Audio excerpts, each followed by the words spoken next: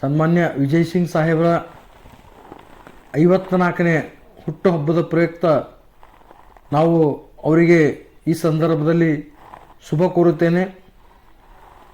ಅವರೊಬ್ಬ ದಿವಂಗತ ಧರ್ಮಸಿಂಗ್ ಅವರ ಸುಪುತ್ರನಿದ್ದು ಇಡೀ ರಾಜ್ಯದಾದ್ಯಂತ ತನ್ನದೇ ಛಾಪನ್ನು ಮೂಡಿಸಿದಂತಹ ವ್ಯಕ್ತಿ. ಇವತ್ತು ಬಸವ ಕಲ್ಯಾಣಕ್ಕೆ ಇಂಥ ಒಬ್ಬ ಧುರಿನ ರಾಜಕಾರಣಿ ಸಿಕ್ಕಿದ್ದು ನಮ್ಮ ಬಸವ ಕಲ್ಯಾಣ ಜನರ ಸೌಭಾಗ್ಯ ಅಂಥೇಳಿ ಈ ಸಂದರ್ಭದಲ್ಲಿ ಭಾವಿಸುತ್ತೇನೆ. ಅವರ ಈ ಒಂದು ಜನ್ಮದಿನ ಸುಖವಾಗಿರಲಿ ಅವರ ಬಾಳು, ಸುಖವಾಗಿರಲಿ ಅವರ ಜೀವನ, ಸುಖಮಯವಾಗಿರಲಿ.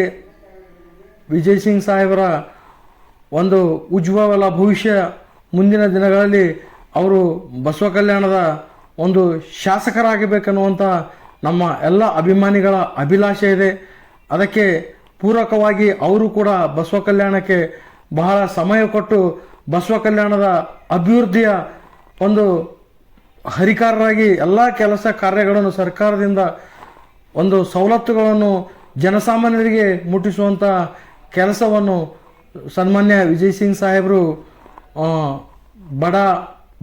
ಬಡ ಬಲ್ಲಿಗ ಎಲ್ಲ ಜನರ ಕೆಲಸವನ್ನು ಒಳ್ಳೆಯ ಅಚ್ಚುಕಟ್ಟಾಗಿ ಮಾಡಿಕೊಂಡು ಬರ್ತಾ ಇದ್ದಾರೆ. ಅವರಿಗೆ ಈ ಒಂದು